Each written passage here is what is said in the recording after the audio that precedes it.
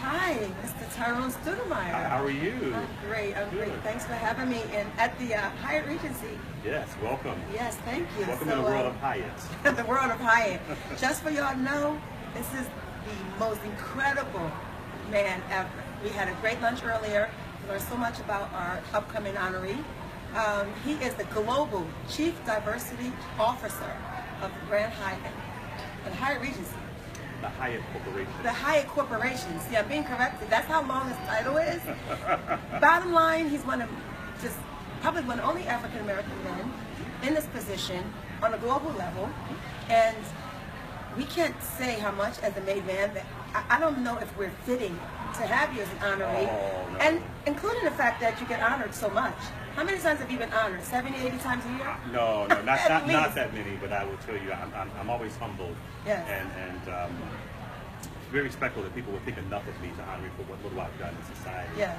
This award is dear to me because it's about a made man. And the Bible talks about such a time as this Yes. in the book of Esther, and Yes. what's going on in the city of Chicago, and there's attack on black men, and oftentimes our young black youth don't see role models enough. Right. And I feel that this is the right time to celebrate a few good men for some things that they're doing in the city. A few good men. We have the top 50 few good men that we're honoring, and you're definitely one of our key note speakers. And we're highlighting all of the phenomenal things you do in Chicago, globally actually, because you're all over the world. I mean, as an African man, being a role model to so many future made men, what advice would you give them moving forward? So I think it's very important. The same messages that my parents installed in me is to give back. Okay. You work hard, you play hard, but you also have to take time to give back to those who may not have the exposure, the experiences. I think that we have to, each generation pays it forward for the next. Right. If it was not for Harriet Tubman, there would have not been a Rosa Parks. If it wasn't a Rosa Parks, there would have been a Martin Luther King. If it wasn't a Martin Luther King, there would have been a Barack Obama. Yes. So every generation pays it forward, and so I think as black men, we have to pay it forward for the next generation.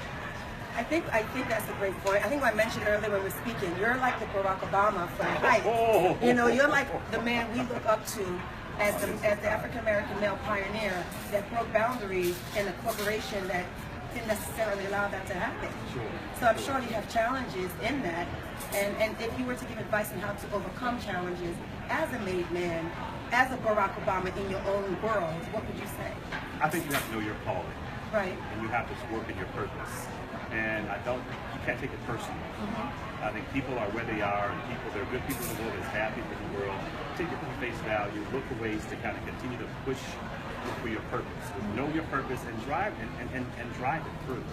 I love that. Never give up, and never let anyone tell you that you're not worthy or that you can't do something.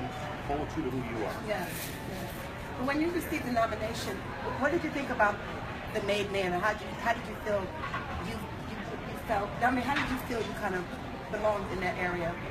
Because in all due respect, I am a made man. I'm an African American male executive of a multi-billion-dollar company, company with no high school, with no college degree. Yes, and that's what's so unique about it. I have a high school diploma, and I've been able to still work hard and perform and to rank being one of the highest ranking blacks in a 100,000 employee corporation, global company.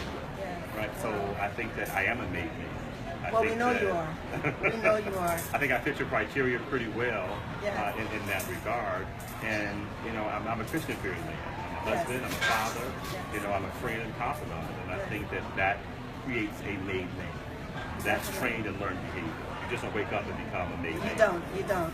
So looking at the list of all the other made men, you're amongst some most notable folks in Chicago.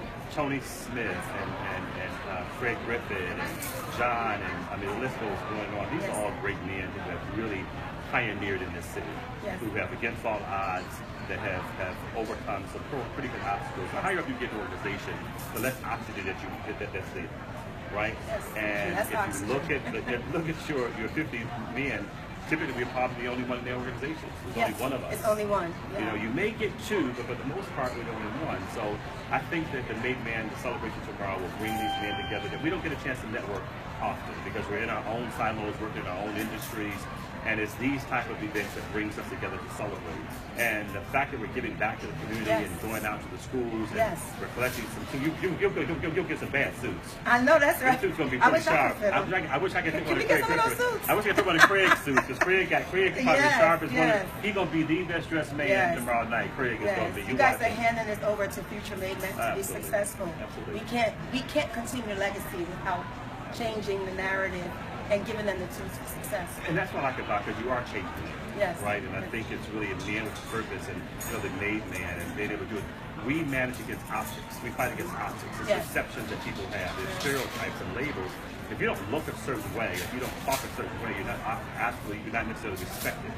Right? So we have to figure out how do we, and I'm not saying it's simulated in a bad way, but how do we accept and look for ways to kind of fit in a little better. But you have the swag. I don't care how you dress it. We can have the khaki pants and the blue jacket and the button-down white shirt, but we still going to have some swag. Right.